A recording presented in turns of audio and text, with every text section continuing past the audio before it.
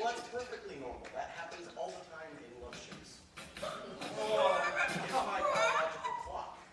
I think it's the people behind. Okay, here we go. Yeah, Heather. I'm here with Joe. Stop talking to me.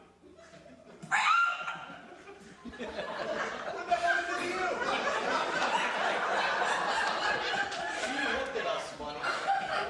She doesn't understand. No, she doesn't. Look. I'm a little embarrassed here.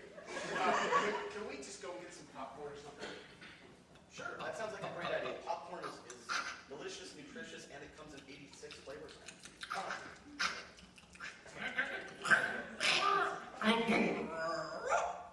My seatbelt broke off. Arthritis.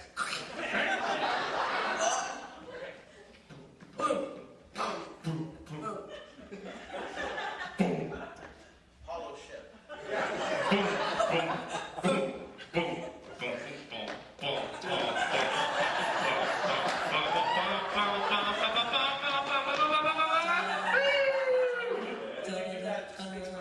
My heart pound.